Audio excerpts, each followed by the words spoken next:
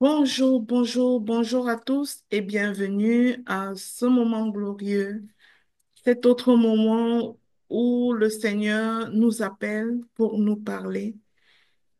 Gloire à Dieu au plus haut des cieux, c'est lui qui nous a appelés ici, c'est lui qui nous réunit ce matin.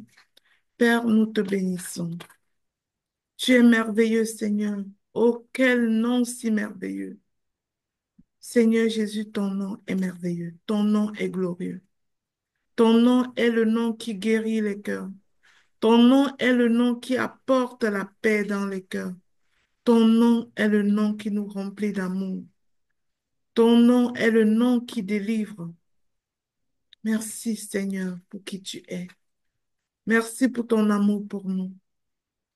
Ô roi, je te célèbre, je t'exalte. Tu as tout donné jusqu'à ton sang pour nous. Nous te bénissons, nous t'adorons. Nous croyons que tu es Dieu. Tu es de Dieu et tu es Dieu. Que ton nom soit éternellement béni et loué. Nous disons que tout genou fléchit ce matin devant ce nom glorieux. Que toute langue confesse que tu es roi, que tu es Seigneur. Nous voulons te remercier, Seigneur, pour le don du Saint-Esprit qui habite en nous, qui est en nous. Merci, ô roi. Merci pour cet amour immense à notre égard.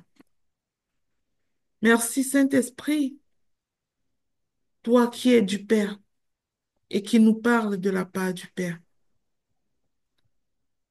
Prends toute la place, Saint-Esprit. Prends toute la place pendant ce moment d'exhortation et de prière. Fais-nous taire absolument pour parler toi-même. Que chaque mot, chaque expression soit inspirée de toi et que chaque enfant de Dieu ici reparte avec son rhéma. Père, parle à notre cœur ce matin, dans le nom de Jésus. Amen. Bien-aimés dans le Seigneur, je vais laisser la parole à Papa Guy Roger qui va nous apporter l'exhortation d'aujourd'hui. Soyez bénis.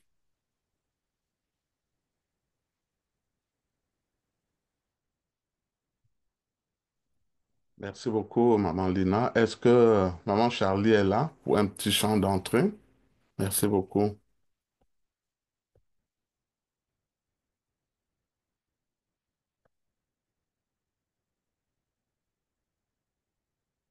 Elle n'est pas encore là, c'est parfait. Alors, merci à tout le peuple de Dieu. Soyez bénis. Nous implorons une vie de paix sur nos familles, sur nos enfants, dans chaque vie, chaque maison. Vienne à nos cœurs une vie de paix. Nous implorons une vie de paix sur nos familles, sur nos enfants, dans chaque vie, chaque maison.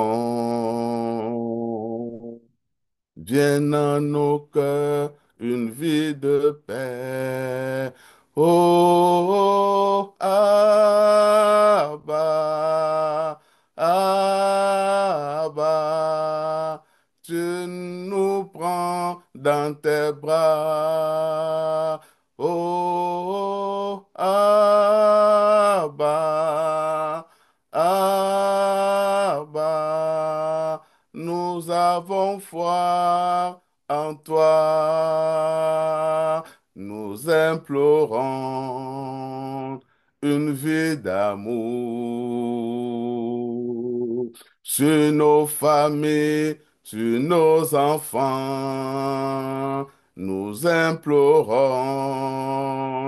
une vie de paix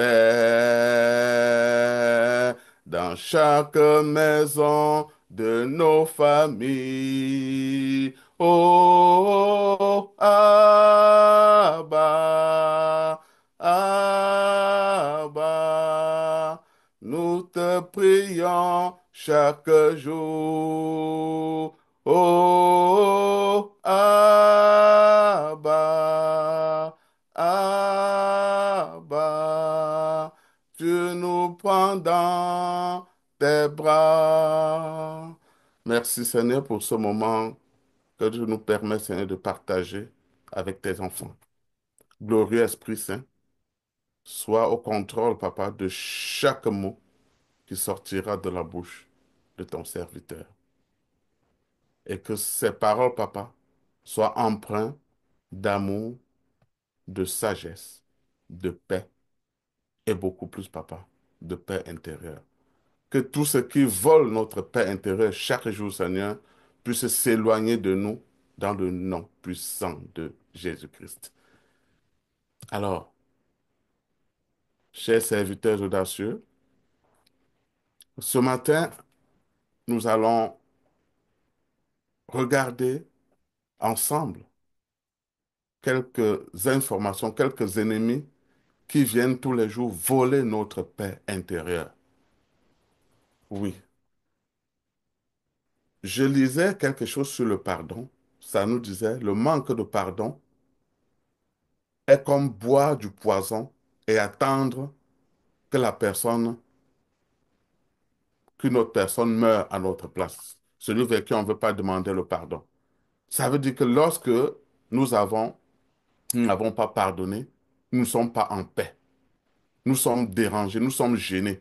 C'est comme si nous sommes toujours prisonniers de quelque chose dans notre cœur, si bien qu'on se libère. Donc, aujourd'hui, on va voir quelques clés, quelques, quelques concepts, quelques mots, n'est-ce pas, qui viennent voler cette paix de chaque jour que nous recherchons. On va aller voir premièrement dans ce que c'est que la paix. La paix, c'est quoi, mes frères et sœurs? Dans, dans le livre, n'est-ce pas, de Romains au chapitre 14, verset 17, il est écrit, car le royaume de Dieu, ce n'est pas le manger et le boire, mais la justice, la paix et la joie par le Saint-Esprit. Qu'est-ce que ça veut dire, mes frères et sœurs? Ça veut tout simplement dire, chers serviteurs audacieux, que nous ne devons pas nous laisser, n'est-ce pas, nous ne devons pas laisser les choses extérieures, nos opinions, les conflits de la vie, les discordes dans la vie autour de nous, nous ne devons pas laisser ça voler notre paix, voler notre tranquillité, voler la paix de notre âme. Mais c'est quoi en fait la paix? La paix, selon un concept, signifie tout simplement, en mot hébreu, ça signifie euh, euh, irénée. Ça veut dire quoi, irénée? Ça veut dire la paix entre les individus, l'harmonie. La paix de l'âme, c'est un peu comme l'harmonie. C'est l'état tranquille de l'âme assuré par le salut à travers notre Seigneur Jésus. Donc, c'est la sûreté, la paix, un peu peut-être définie comme la sûreté, la paix, la tranquillité, la sécurité. Et chacun de nous, n'est-ce pas, pour avancer dans la vie, a besoin d'une paix. Pas d'une paix seulement intérieure, mais d'une paix également avec les autres, parce que nous vivons tous dans un milieu, nous vivons tous avec des personnes. Et tant qu'il n'y a pas la paix au milieu de nous, alors on restera toujours troublé en tout temps. Et ça peut nous empêcher, n'est-ce pas, de briser certaines barrières. Dans Psaume, chapitre 4 verset 9, il est écrit, je me couche et aussitôt je m'endors en paix. Car c'est toi seul, Éternel, qui me donne la sécurité dans ma demeure. Ce verset, chers frères et sœurs, chers serviteurs audacieux, ce verset vient tout simplement pour nous encourager, nous les chrétiens, à garder une paix intérieure. Lorsqu'on se couche, lorsqu'on est en paix, lorsqu'on se couche, on dort en paix. Ça veut dire que vous vous couchez, tu te couches, tu ne réfléchis plus, tu ne penses à rien, tu es tranquille, tu dors dans la tranquillité parce qu'il y a quelqu'un, n'est-ce pas, qui t'assure cette paix-là. Et cette personne-là, c'est qui? C'est notre Seigneur Jésus-Christ.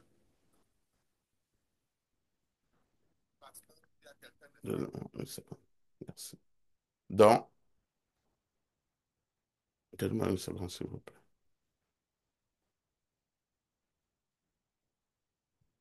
Alors, donc, la paix, donc, en hébreu, veut dire, en quelque sorte, shalom. Il y a beaucoup parmi nous qui ne savent pas ce que veut dire shalom. On a toujours entendu parler de ça. Quand tu rencontres ton ami, tu dis shalom. Tu dis shalom, shalom. Mais c'est quoi shalom? Shalom, c'est un mot hébreu. C'est chez les Hébreux. C'est chez les Hébreux. Pour eux, shalom, ça signifie en quelque chose de la paix. N'est-ce pas? La paix. Et beaucoup parmi nous disons chaque jour shalom, shalom, shalom, sans savoir ce que ça veut dire. Regardez par exemple, quand tu vas voir quelqu'un, tu lui dis shalom. C'est une façon de dire sois en paix, j'amène la paix, j'amène la tranquillité, sois en paix avec moi pendant le temps que nous allons passer ensemble. Regardez à l'Église catholique par exemple, à chaque début de messe ou de culte, le prêtre doit toujours dire la paix soit avec vous. Vous comprenez? La paix soit avec vous. C'est un peu quand on dit shalom. Donc, quand on rencontre des personnes, c'est un vœu qu'on envoie vers notre Dieu. Il faut que la paix règne pendant qu'on est là, ou même après mon absence, il faut que la paix règne chez vous. Donc, le mot paix vient donc du mot hébreu shalom, c'est-à-dire un état complet du bien-être, la sûreté, la solidité, la quiétude, la tranquillité, le contentement, la paix et l'amitié dans mes relations humaines avec les autres et avec surtout avec Dieu. La paix, donc, c'est en relation avec les autres, tout comme ça doit être en relation avec nous-mêmes, mais aussi en relation avec notre Dieu. Tant que notre âme n'est pas en paix, notre âme n'est pas tranquille, on est troublé, rendez-vous compte, quand on dit quelqu'un est stressé, ça veut dire qu'il n'est pas tranquille, il est en panique. Ça veut dire que la personne n'est pas en paix. Et ça l'empêche de briser certaines barrières, ça l'empêche d'avancer. Ça peut empêcher d'avancer. Dans 1 Corinthiens 14, verset 33, il est écrit, car Dieu n'est pas un Dieu de désordre, mais un Dieu de paix. Dieu, c'est celui-là, le pourvoyeur même de la paix. Lui voudrait que nous soyons, que nous vivons dans l'harmonie, dans la sécurité, dans la paix, sans les conflits.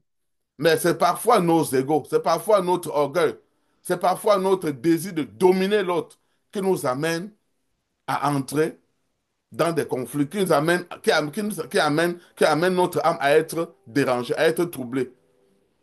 Quand tu poses un acte qui n'est pas bon, après dans ton coin, tu regrettes, tu sens que tu n'es pas en paix, tu n'es pas tranquille, tu n'es pas calme.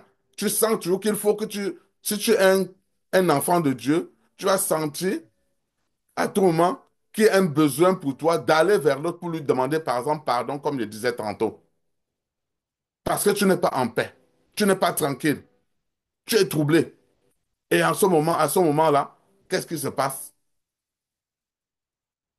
Tout peut s'écrouler autour de toi parce que il faut absolument que tu ailles rechercher la paix pour être tranquille. Rechercher la paix auprès de l'autre et rechercher la paix surtout auprès de Dieu, parce que lui, le pourvoyeur même de la paix. La paix de Dieu est tellement précieuse, mon serviteur audacieux, tellement précieuse que le diable fait tout son possible pour venir nous voler cette paix-là. Il fait tout son possible pour venir nous voler cette paix. Et nous sommes appelés donc d'être en paix. Et alors, soyons vigilants pour ne pas laisser ce malin-là venir tenter tout le temps de s'introduire dans notre vie pour s'aimer la zizanie. J'ai pris l'exemple tout à l'heure de quelqu'un qui ne pardonne pas. Il demeure prisonnier, n'est-ce pas, dans son cœur, car il n'est pas en paix.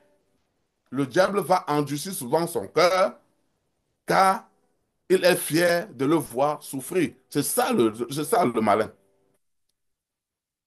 Faisons donc la paix avec nous-mêmes, autour de nous et avec notre Dieu. Alors, je vais aller ici, on va aller ici voir trois ou quatre ennemis de la paix. Quatre choses qui viennent souvent voler notre paix. La première, la première chose que je vais partager avec vous ici, c'est dans Proverbes chapitre 12, verset 25. Alors, qu'est-ce qu'il est écrit là? L'inquiétude dans le cœur de l'homme l'accable, c'est-à-dire le décourage. Mais une bonne parole le réjouit. Je reprends Proverbe 12, verset 25. L'inquiétude dans le cœur de l'homme l'accable, c'est-à-dire le décourage, mais une bonne parole le réjouit. Donc, le premier voleur ou le premier ennemi de notre paix, c'est l'inquiétude, c'est-à-dire l'angoisse, l'anxiété, les soucis de la vie. C'est ça le premier voleur de notre paix. Donc, ça fait penser aux choses à venir. Donc, quand tu es inquiet, c'est par rapport à un événement qui n'est pas là, mais qui va venir dans un futur proche, par exemple, ou un futur lointain. Et là, on commence par s'inquiéter. L'inquiétude ici, par exemple, prenons l'exemple d'un enfant qui doit passer un examen et qui n'a pas, et qui tout le temps n'étudie pas ses leçons. Ou bien il étudie ses leçons juste, il lit ses cahiers juste en diagonale.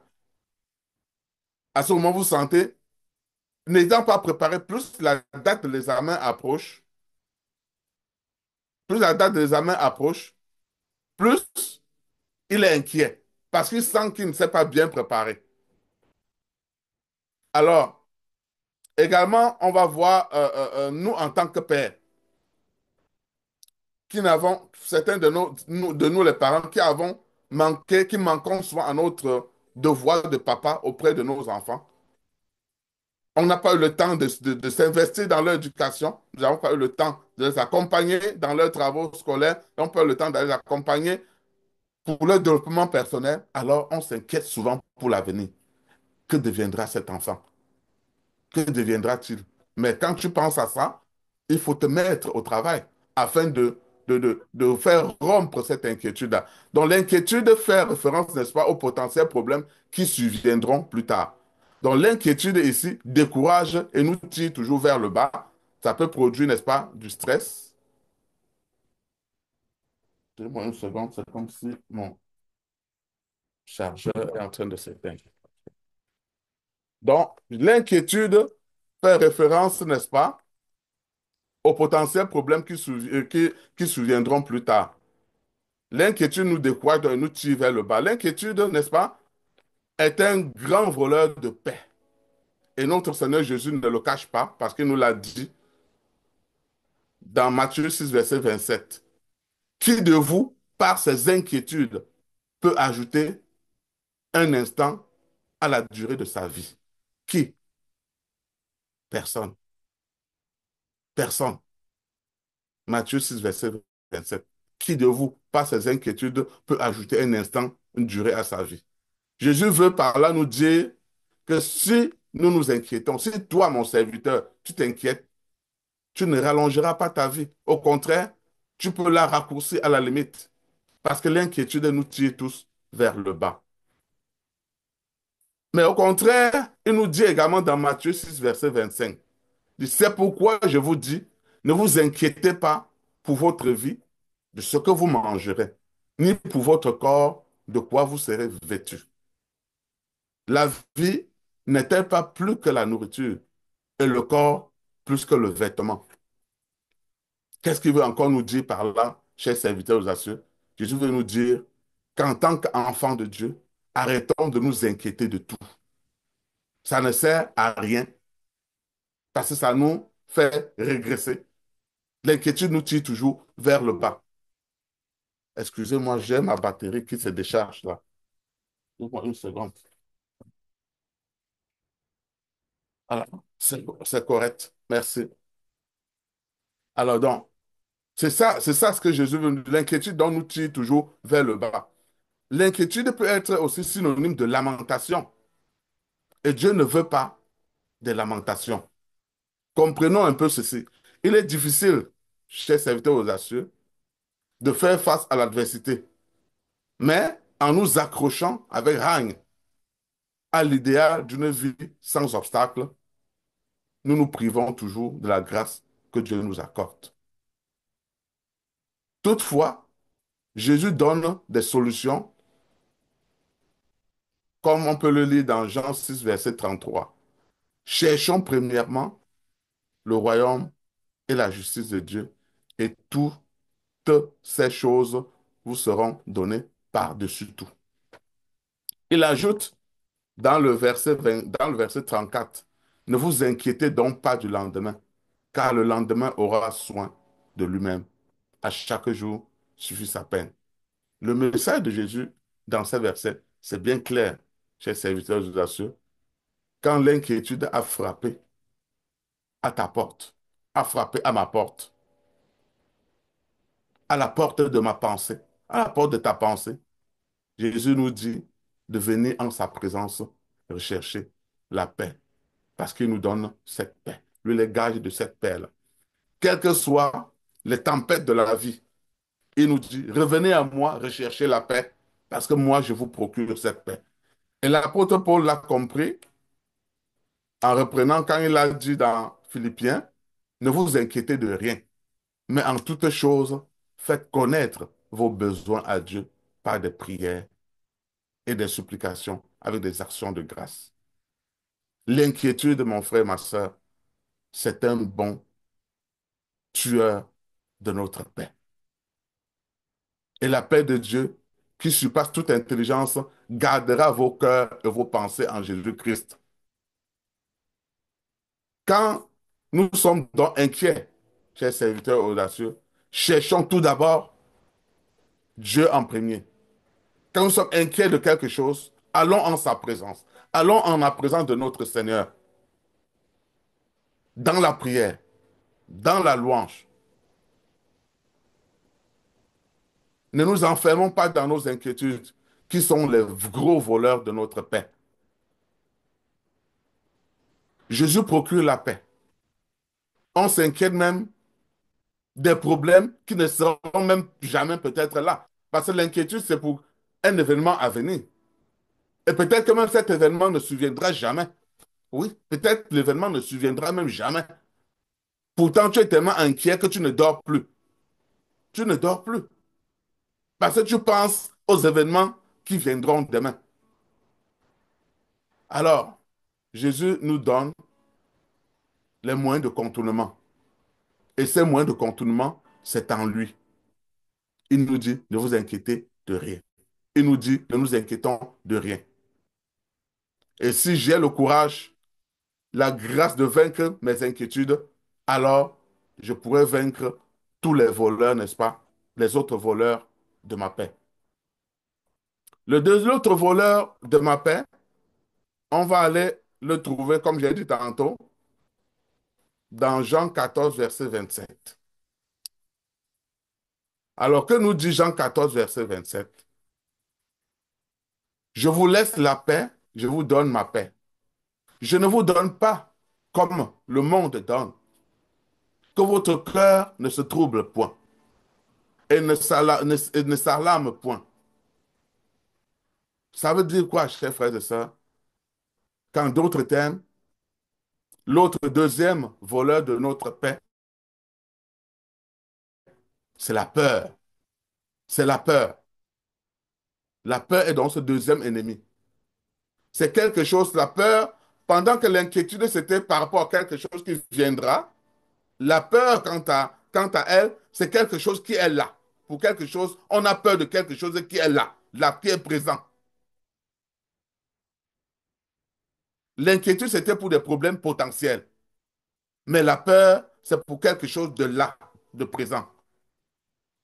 Donc, on dirait par exemple que l'inquiétude et la peur, c'est la même famille.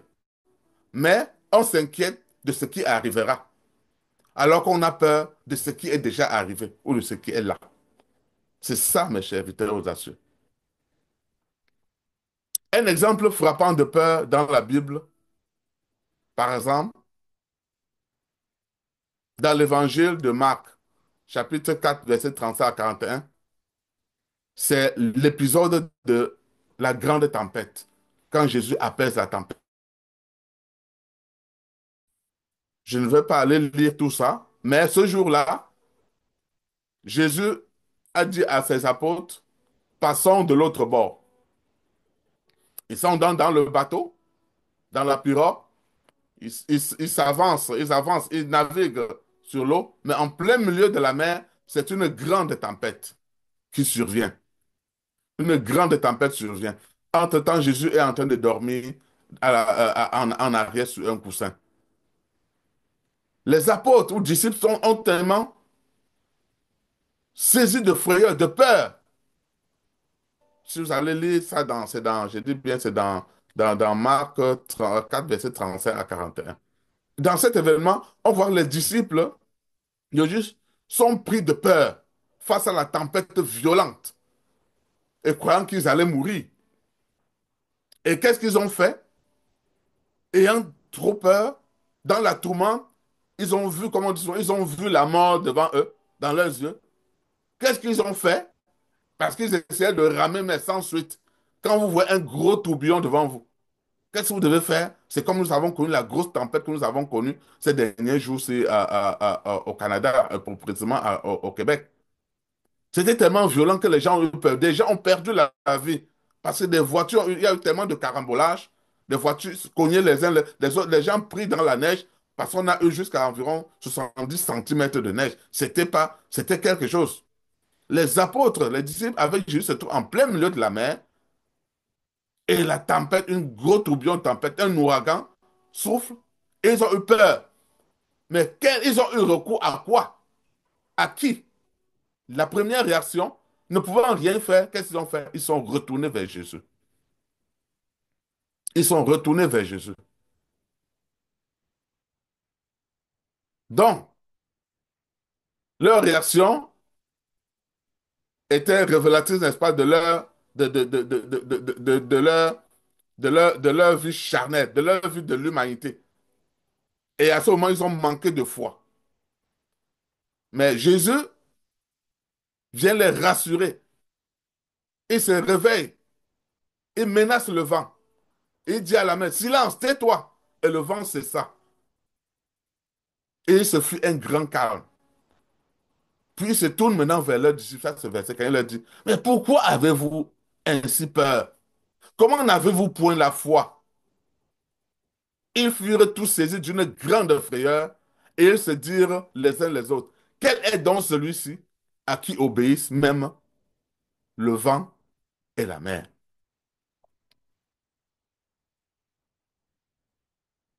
Donc Jésus leur reproche de leur peur et leur manque de foi, alors qu'il est avec eux. Il les reproche de ça. C'est une belle illustration de la manière dont Jésus a enseigné à ses disciples à avoir confiance en eux. Mais il fallait qu'ils passent par ce moment de frayeur, de grande peur. Les disciples, eux, n'étaient pas en paix, car ils avaient peur de se noyer, peur de perdre la vie. Mais ils ont vite fait de faire appel à notre Dieu, qui est le prince de la paix, et il a fait cesser le vent. La paix est revenue. Tout est devenu calme. Comme dirait quelqu'un, les disciples ont eu la peur de leur vie ce jour-là.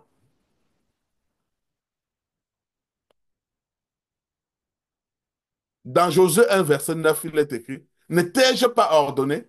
Fortifie-toi et prends courage. Ne sois pas effrayé, donc n'aie pas peur. Ne sois pas effrayé ni épouvanté, car l'Éternel, ton Dieu, est avec toi où que tu ailles. Ça, c'est la promesse que le Seigneur nous donne. Et il est toujours avec nous. Dans les moments de tristesse, dans les moments de joie, dans les moments de turbulence, dans les moments de tempête, il est là avec nous. On voit donc que la paix est un véritable voleur de la paix, de toutes les bénédictions de Dieu. Et dans la Bible, quand on fait le tour de la Bible, selon les recherches, allez, vous pouvez voir dans Google, il y a au moins 365 versets qui disent dans la Bible, n'ayez pas peur. Mais ça va avec la foi. N'ayez pas peur. Mais tout ça va avec notre foi. Citons par exemple trois versets dans la Bible concernant la peur, qui veut nous rassurer. Dans Ésaïe 41, verset 10, ne crains rien, car je suis avec toi. Ne promène pas de regards inquiets, car je suis ton Dieu. Je te fortifie, je viens à ton secours, je te soutiens de ma droite triomphante ou de ma droite victorieuse, comme diront certaines versions. Viens à la présence de ton Dieu, mon audacieux ou audacieuse. Il faut que tu sois captivé, que nous soyons captivés par la présence de Dieu. Car si nous continuons à regarder autour de nous, sans foi, les tempêtes autour de nous, alors nous perdrons toute notre paix. Nous la perdrons. Dans Psaume 56, versets 4 à 5, ça nous dit, quand j'ai peur, je mets ma confiance en toi. En toi, je me confie. Ça, ce sont les sommes de David. Dans le 56, verset 5, ça dit, je me glorifie. C'est-à-dire, je prends le louange et l'adoration. Je me glorifie en Dieu, en sa parole. Je me confie en Dieu. Je ne crains rien. Que peuvent me faire des hommes? Quand je me suis abandonné à Dieu, que peuvent me faire des hommes?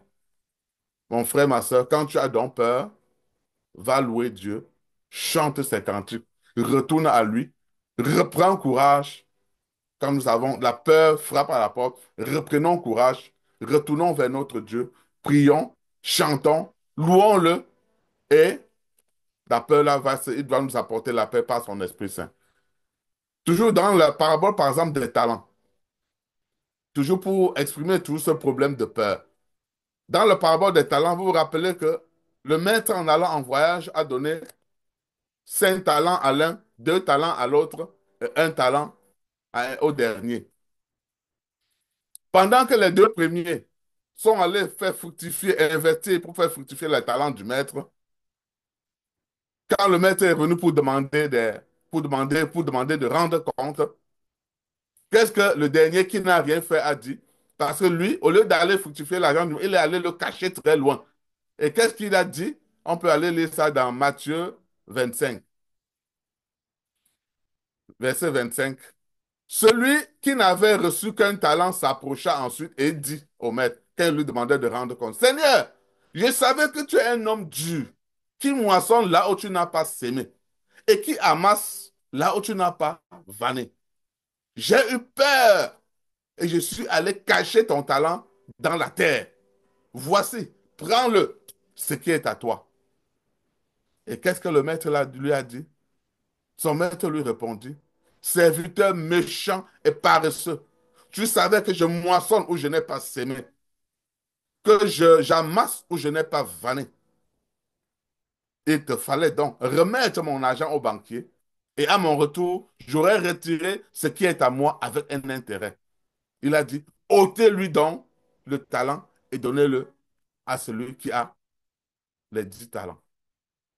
Là, c'est Matthieu 25, verset 25 à 28. Mais dans le Matthieu, dans le verset 27, il dit, j'ai eu peur et je suis allé cacher.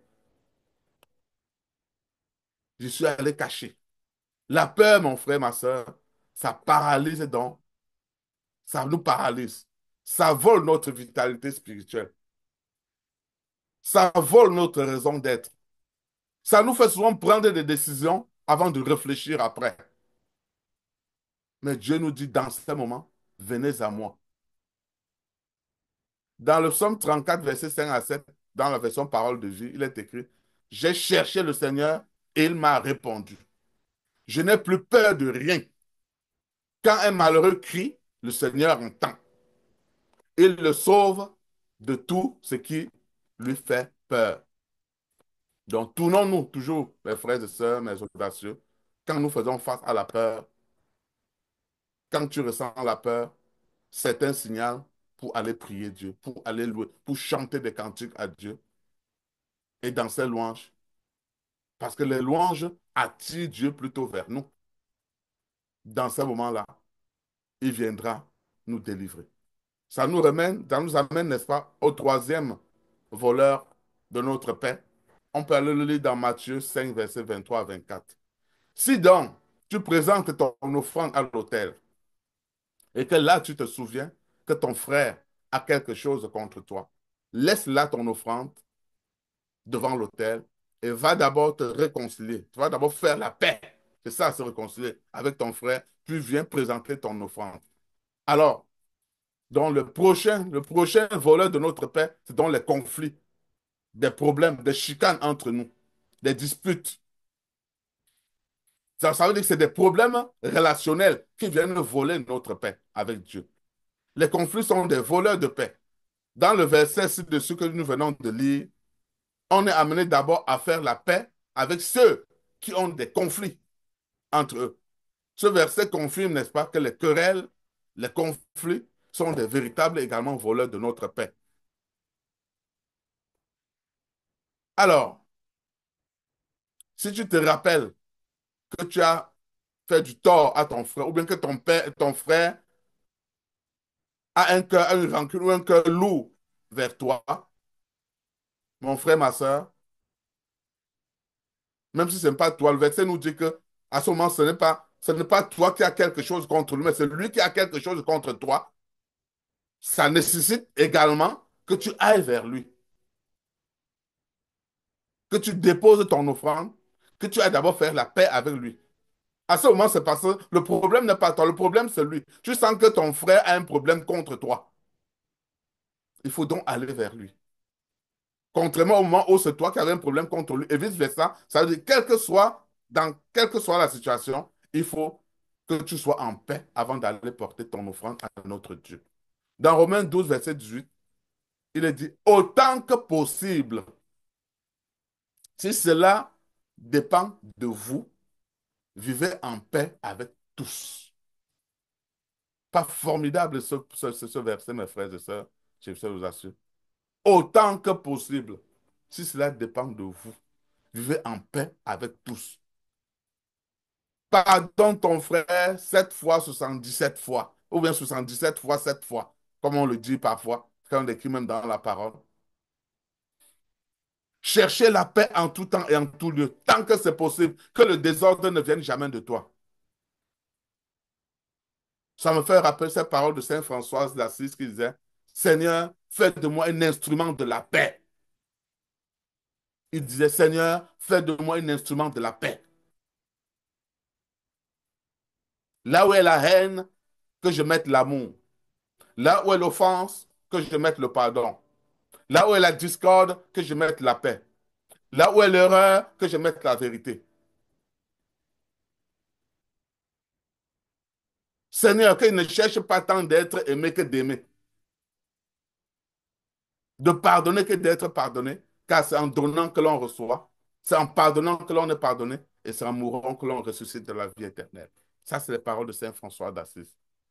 Seigneur, sa prière, fais de moi, Seigneur, un instrument de la paix. Quelqu'un qui recherche la paix en tout temps et en tout lieu. Autant que possible, si cela dépend de vous, vivez en paix avec tous, comme nous disait Romains chapitre 12, verset 18. Simple.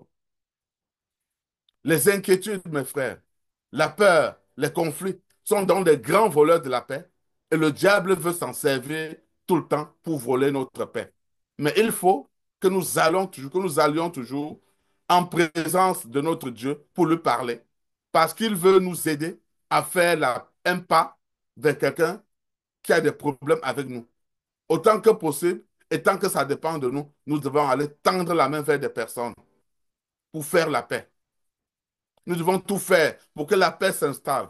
Nous devons la rechercher, cette paix. Car il faut la chercher d'abord et le royaume de Dieu. Il faut d'abord la chercher. Et la paix se doit à travers le royaume de Dieu. En cherchant dans le royaume de Dieu, il va nous donner tout ce qui est au-dessus de tout. Dans Hébreux 12, verset 14, il dit, recherchez la paix avec tous et à progression dans la sainteté. Pendant qu'on recherche la paix, on cherche à progresser dans la sainteté. Alors, parce que sans elle, comme nous dit Hébreux 12, 14, sans elle, personne ne verra le Seigneur. Sans la paix, personne de nous ne verra le Seigneur. Dans Matthieu 5, verset 9, il est écrit, ils sont heureux, ceux qui font la paix autour d'eux. Dans Jacques 3, dans Jacques 3, verset 18, il est écrit, ceux qui créent la paix autour d'eux sèment dans la paix, et la récolte qu'ils obtiennent est une vie juste. Ceux qui créent la paix autour d'eux sèment dans la paix et la récolte qu'ils obtiennent est une vie juste. En d'autres termes, mes frères et sœurs, nous ne devons pas être juste un gardien de la paix, mais nous devons être des artisans de la paix. des instruments de la paix dans notre maison, dans notre foyer, dans notre entreprise, chez nos employeurs. Nous devons être des artisans de la paix. Nous devons créer la paix autour de nous. Nous ne devons pas nous laisser, nous ne devons pas nous laisser, nous devons voir en l'autre toujours la paix en l'autre et être un instrument de la paix. Ce grand voleur de la paix, c'est le diable. Le diable, c'est celui-là qui est toujours là pour mettre la zin, pour profiter des failles qui sont autour de nous, pour semer la discorde. Mais ne vois pas en l'autre là. Ne voyons pas en l'autre qui est un problème. Ne voyons pas à l'autre le problème. Voyons plutôt au-delà de celui-là, parce que celui qui te fait vivre, vient voler ta paix, ce n'est pas la personne physique qui est devant toi, mais c'est donc ce diable-là qui est à travers cette personne. Donc c'est un combat d'abord spirituel. C'est pour ça qu'il faut d'abord retourner vers notre Dieu quand on se sent dans ces moments-là, pour lui demander de nous donner des instruments afin d'être en paix, parce que lui il nous procure la paix. Le quatrième et dernier voleur de la paix, qui est semblable peut-être au troisième, c'est les fardeaux de la vie. Les fardeaux de la vie. Et nous sommes en train de terminer. Les fardeaux de la vie. Ça veut dire la surcharge du travail, la mort d'un être cher, les troubles familiaux, les conflits entre les amis, une perte d'emploi, les péchés qui nous alourdissent. Tout ça, c'est aussi des voleurs de notre paix. C'est des choses qui viennent faire qu'on ne soit plus dans la paix. C'est des véritables voleurs de la paix. Et que faire donc quand on est face à tout cela, quand on est face à tous ces fardeaux de la vie? Dans Somme 55, verset 23, il est écrit, rejette ton fardeau sur l'Éternel et prendra soin de toi. Il ne laissera pas le juste s'écrouler pour toujours. Ça, c'est la solution quand les fardeaux de la vie viennent voler notre paix. Dieu nous a donné cette promesse et il tient toujours ses promesses. Rejette ton fardeau sur l'Éternel et il prendra soin de toi. Et il ne laissera pas le juste s'écrouler pour toujours. Dieu, c'est un homme de parole. Dans Matthieu 11, 28 à 29, Jésus dit quoi? Venez à moi, vous tous qui êtes fatigués et chargés, et je vous donnerai du repos. David dit, le repos, c'est quoi? Il nous donnera la paix. Prenez mon joug sur vous et recevez mes instructions, car je suis doux et humble de cœur, et vous trouverez du repos pour vos âmes. Le repos, c'est quoi, mes frères? C'est la paix, la tranquillité. Donc, Jésus nous dit, quand vous êtes avec des fardeaux, amenez ces fardeaux à moi. Allons au pied du trône de la gloire, déposez nos fardeaux, parce que notre Dieu va nous alléger de ces fardeaux-là. Lui nous procurera la paix. En conclusion, mes frères et sœurs, chers serviteurs aux cieux, les voleurs de notre paix sont, on a dit, les inquiétudes, la peur, les conflits et quelque chose qui était semblable, les fardeaux, les fardeaux de notre vie. Alors, pour terminer, nous allons prier pour demander à notre Père, notre Seigneur, de nous garder dans la paix, de nous garder dans la paix tous les jours, ce sans quoi nous ne pouvons pas avancer. Seigneur, Dieu Tout-Puissant, toi qui vis pour le siècle des siècles, accorde-moi, Seigneur, accorde à chaque serviteur audacieux ici présent, Papa, d'accueillir dans la paix de l'âme tout ce que nous apportera les jours qui viennent, Papa. Accorde-nous, Seigneur, de nous abandonner entièrement à la sainteté, ta sainte volonté. Accorde-nous, Seigneur, de faire la paix autour de nous, contre vents et marées, Seigneur. Ce sans quoi, Papa, les inquiétudes, la peur, les fardeaux de la vie continueront à nous tirer, Seigneur, vers le bas. Père, nous t'invoquons. nous t'appelons d'être présent, papa, et de t'imposer, papa, entre nous et nos frères et sœurs, quand nous avons des chicanes, afin que la paix règne, que la paix soit restaurée. Aide-nous, Seigneur Dieu Tout-Puissant, à être ces instruments de la paix. Que là où est la haine, papa, que nous mettons toujours l'amour. Que là où est l'erreur, Seigneur, que nous mettons toujours la vérité. Que là où il y a le doute, Seigneur, que nous mettons toujours la foi. Que là où il y a la tristesse, Seigneur, que nous mettons la joie. Qu'en tout temps, papa, c'est ton nom qui soit glorifié. Toi, le prince de la paix. Car à toi les combats et à nous, Seigneur, la victoire, comme tu nous l'as dit dans tes paroles.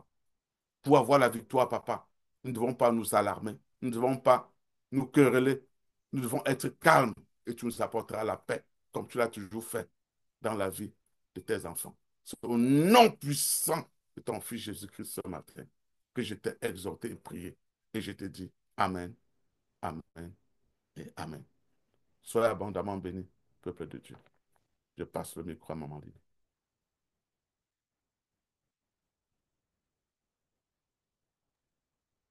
Merci beaucoup pour cet enseignement, Papa Guiroger.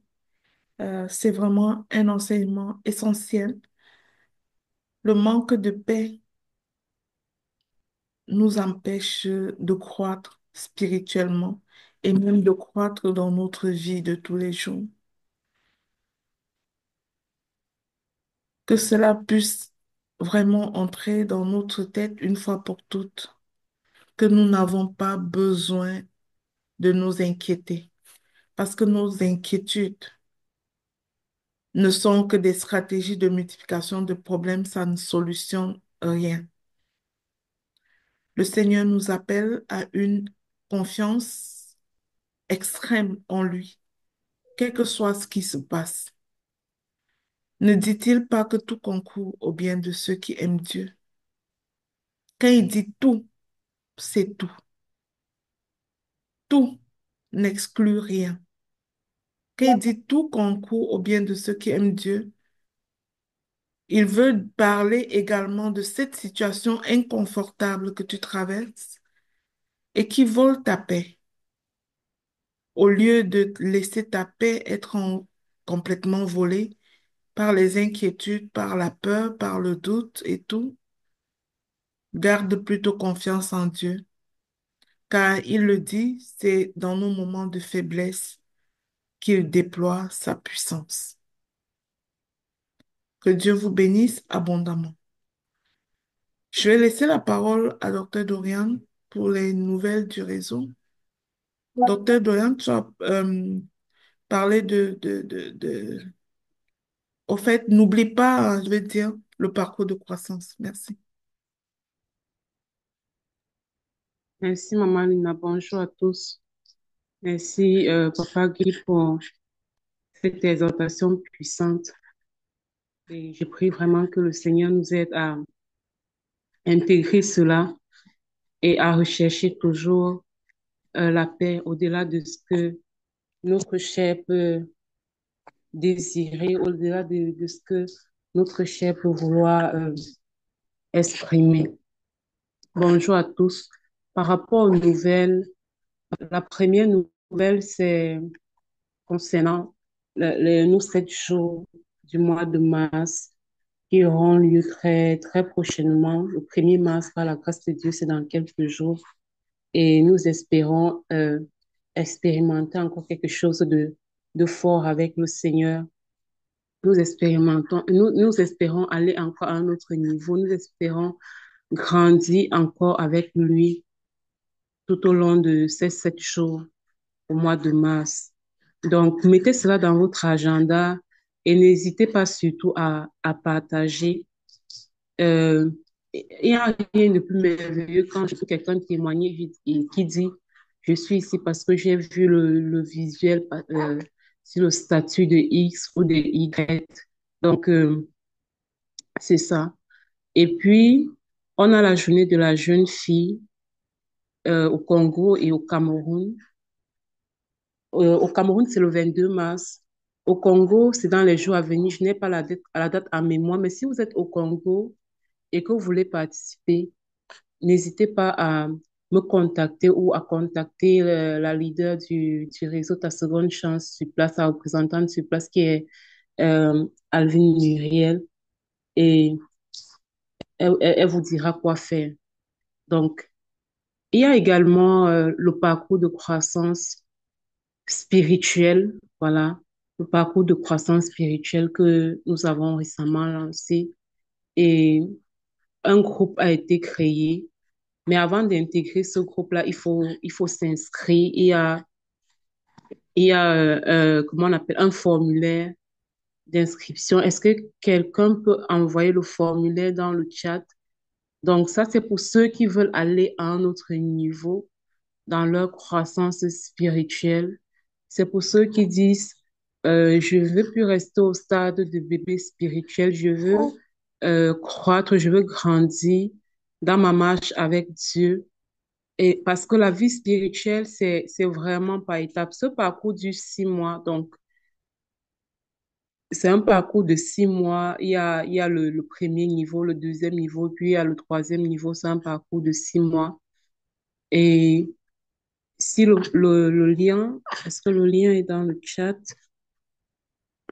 Vous vous inscrivez. Comme Malina disait, on ne veut plus juste mettre les liens de groupe WhatsApp et voir toute une foule qui envahit le groupe. Et puis, au niveau de l'action, on n'a personne. On veut réellement des personnes qui sont engagées à changer de vie, à aller à un autre niveau. Des personnes qui sont sincères dans leur cœur par rapport à leur croissance spirituelle. Vous savez, c'est quelque chose qui se désire à soif. C'est vraiment quelque chose qui se désire. Donc, c'est ça. C'est, je crois que c'est tout. C'est tout, maman, que j'ai rien laissé. Si j'ai laissé quelque chose. D'accord, merci. La journée de la jeune fille au Congo, je pense que c'est ce samedi. C'est ce samedi, le samedi qui arrive, là, le 22. Ok, je regarde. Les- Oui, je pense que c'est ce samedi toute la journée. Alvin Muriel n'est pas ici. Non, elle est là. Pourquoi on en parle alors qu'elle est là? Alvin, peux-tu en parler?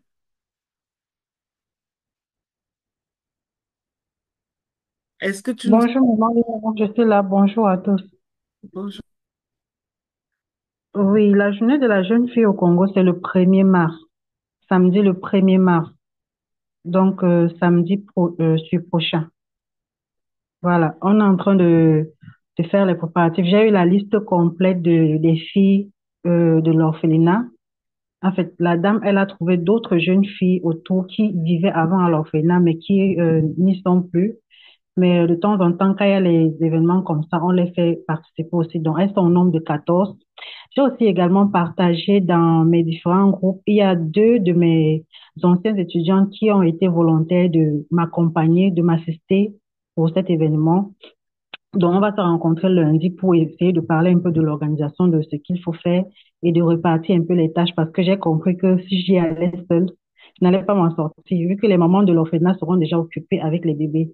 Donc, voilà un peu où nous en sommes pour le moment. Super, merci beaucoup.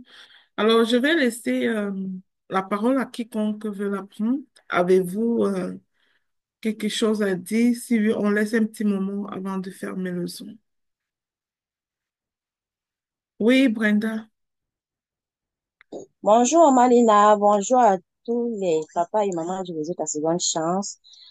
Merci beaucoup de m'avoir donné la parole. Merci Papa Guy Roger pour l'enseignement de ce matin. Maman, j'aimerais juste ajouter quelque chose par rapport aux nouvelles concernant le réseau Ta Seconde Chance.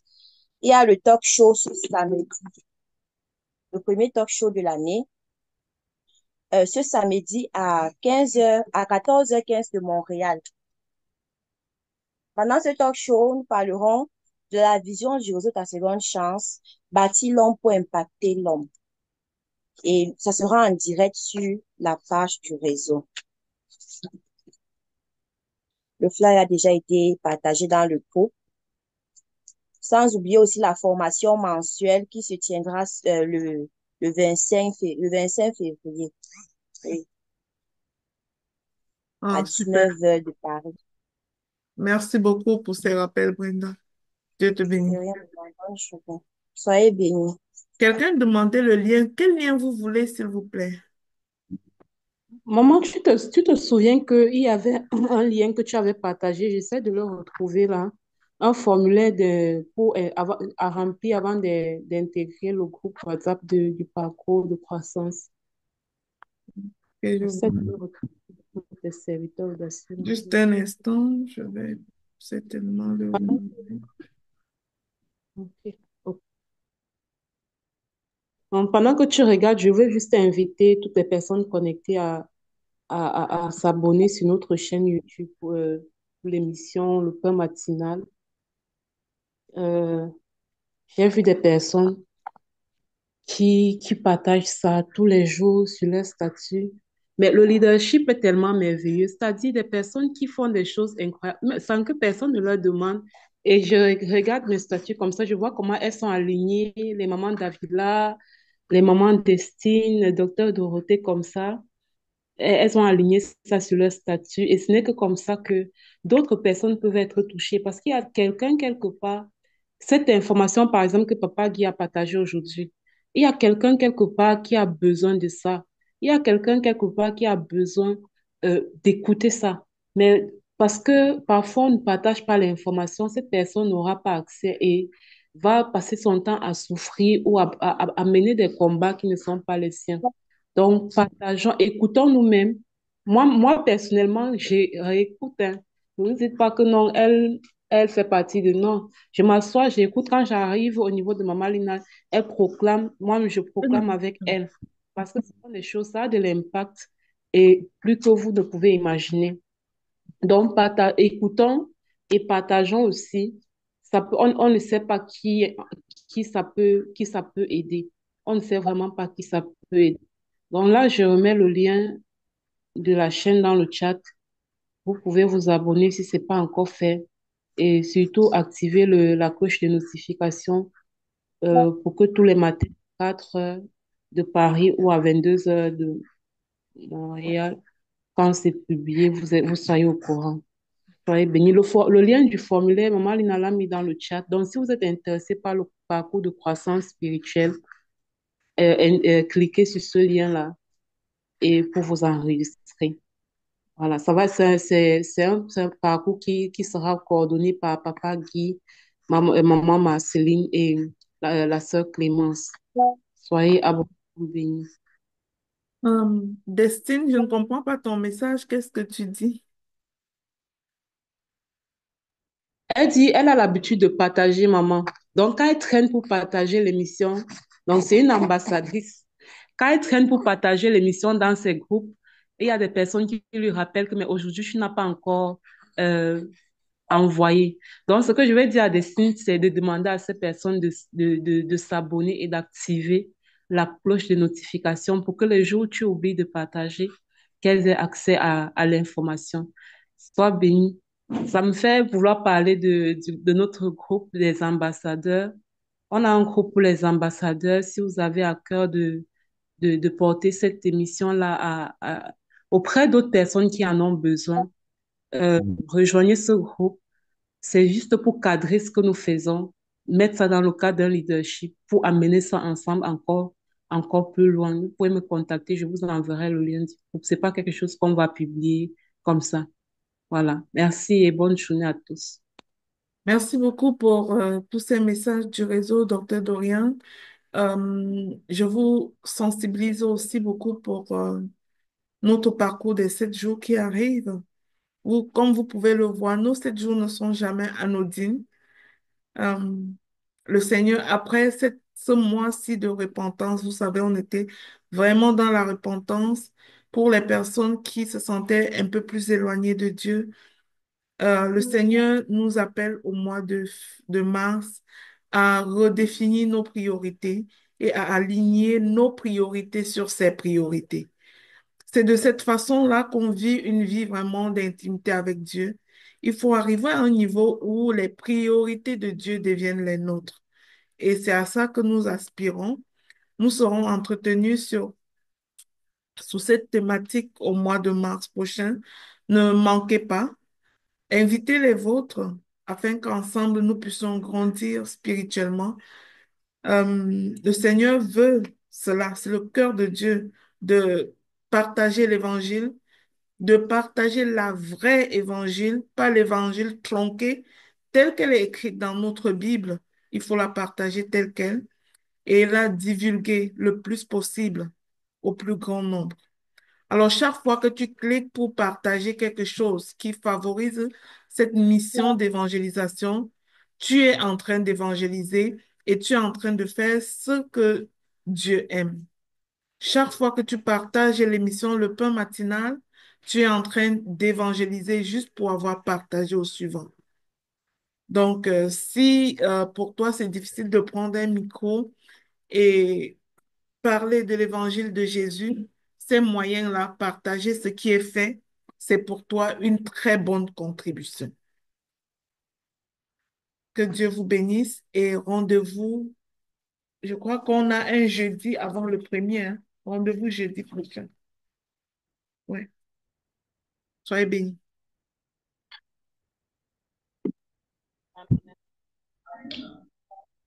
Bye, soyez bénis.